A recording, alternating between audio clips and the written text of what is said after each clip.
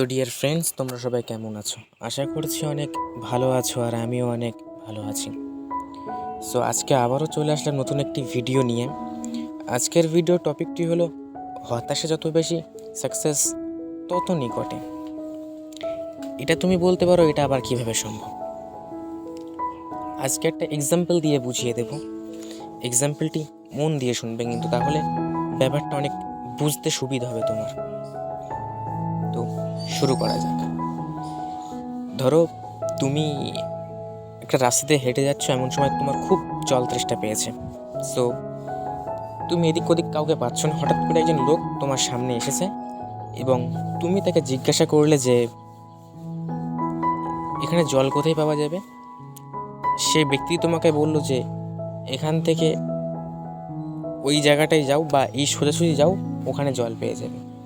তুমি তার কথা শুনে কি করলে না, ঠিক যেখান থেকে যেতে বলেছে বা যেই সোজাসুজি তোমাকে যেতে বলেছে, তুমি ঠিক ওই সোজাসুজি যেতে লাগলে। তো তুমি তার কথা মতো চলতে লাগলে। 1 কিলোমিটার পথ তুমি অতিক্রম করে ফেললে, কিন্তু তবুও তুমি ওখানে জল পেলে না। তারপরে তোমার মনে একটু হতাশা কাজ করতে লাগলো যে আমি জলটা পেলাম না। দেন তুমি আবারও হাঁটা শুরু করলে। এই করে করে তুমি 2 কিলোমিটার অতিক্রম করে ফেলে, তবুও তুমি জল পেলে না। তোমার মনে অবভিয়াসলি আশা করি হতাশা বেড়েছে, কারণ তুমি জল তখনও পর্যন্ত পাওনি। দেন আবারও হাঁটা শুরু করলে।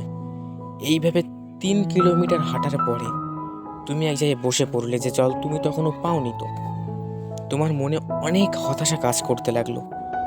তুমি যদি মেন্টালি অনেকটা স্ট্রং হও, তাহলে তুমি আবারও ওখান থেকে হাঁটা শুরু করবে।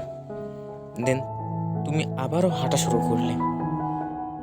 4 কিলোমিটার অতিক্রম করার পরে দেখলে তুমি সেখানেও জল নেই। দেন আবারও হাঁটা শুরু করলে।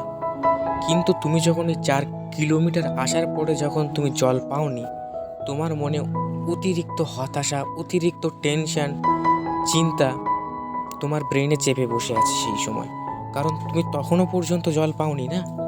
তোমার মনে অতিরিক্ত চিন্তা মাথায় কাজ করতে লাগলো, অতিরিক্ত হতাশা কাজ করতে লাগলো যে আমি জলটা এখনও পর্যন্ত পাইনি। দেন আবারও হাঁটা শুরু করলে। 5 কিলোমিটার হাঁটার পরে তুমি জলটা পেয়ে গেলে।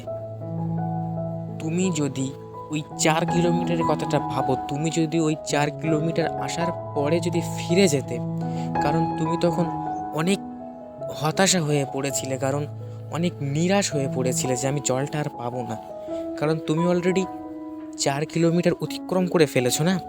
দেন তোমার আর হাঁটার ইচ্ছাও অনেকটা কমে গিয়েছে। সো ঠিক সেইভাবে লাইফে হতাশা যত বেশি, সাকসেস তত নিকটে।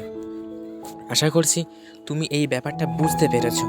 সো এইবার তোমার প্রশ্ন উঠতে পারে যে আমরা যখন সাকসেসের দিকে যেতে লাগি বা যখন এগোতে থাকি, তখন তো আমরা সঠিক পথে যাচ্ছি কিনা বুঝবো কিভাবে?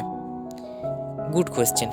একটা কথা শোনো, আমি তোমাকে ফার্স্ট বলেছিলাম, খেয়াল আছে কি জানি না, যে একজন ব্যক্তি তোমাকে বলেছিল যে এই সোজাসুজি যাও বা এই বরাবর যাও, তুমি জলটা পেয়ে যাবে।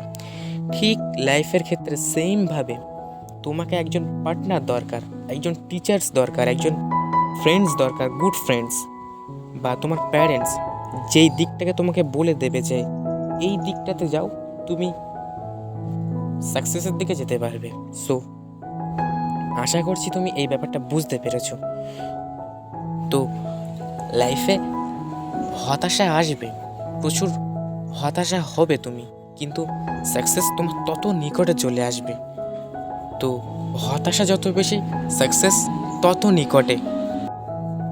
তো বন্ধু, লাইফে নিরাশ হয়েও না বা হতাশা আসতে থাকবে, এগুলো তোমার লাইফে প্রচুর কিছু বাধা বিপত্তি আসবে, তবে তুমি সাকসেসের পিছনে দৌড়াতে ভুলো না। আশা করছি এই ব্যাপারগুলো তুমি বুঝতে পেরেছো। সো ফ্রেন্ডস, আমি মুজাহিদ ছিলাম এতক্ষণ তোমাদের সাথে। ভিডিওটি কেমন লেগেছে অবশ্যই কমেন্ট সেকশনে কমেন্ট করে জানিও।